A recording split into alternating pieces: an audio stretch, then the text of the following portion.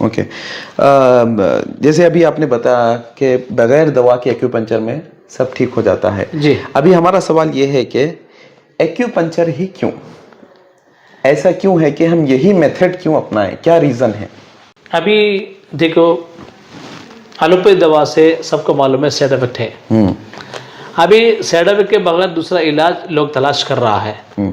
हालांकि वो लोग भी एक्यूपंक्चर नहीं, वो लोग भी एलोपैथी का जो सिस्टम वही फॉलो कर रहा है, यानी बीमारी के जड़ समझकर इलाज नहीं कर रहा है।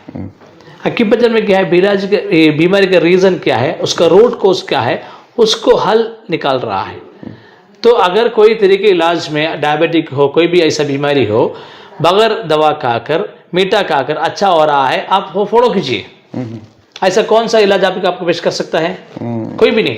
केरला में आप देखिए, डायबिटिक पेशेंट मीठा खा रहा है, दवा छोड़ दिया है, अच्छा हो रहा है।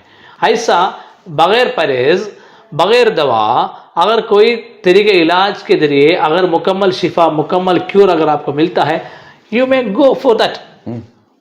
अगर आप उसके नहीं है, ये एक्यूपंक्चर में है, हमको इसके बारे में मालूम है, एक्यूपंक्चर में है। अगर हो सकता दूसरा तरीके इलाज में भी हो सकता है, लेकिन हमको मालूम नहीं है। हम जिस चीज़ को मालूम है वो बता रहा हूँ, हमको जिस मालूम नहीं हम कैसा बताएंगे। लेकिन ये सारे के प्रॉब्लम एक्यूपंक्चर में हल हो रहा है, ये हमको मालूम है। दूसरा उसका मतलब दूसरे तरीके इलाज में ये नहीं हो रहा है, हम नहीं बोल सकता। अगर आपको मालूम है तो आप फॉलो कीजिए, लेकिन इलाज ऐसा चाहिए, चंद दिन इलाज करना है, फिर इलाज के बगैर जीना है। यानी एक्यूपंक्चर में कोई भी पेशेंट को लेकर आ जाओ, कुछ दिन इलाज करेंगे, फिर इलाज के बगैर अच्छा हो जाती है, खत्म। ऐसा चंद दिन दवा खाओ, उसके बाद अच्छा होना है। जिंदगी भर दवा खाना ये सही नहीं है, ऐसा इलाज नहीं होना चाहिए। इलाज एक उसका एक एंड चाहिए, एक कंटिन्यूस लाइफ टाइम प्रोसेस नहीं होना चाहिए।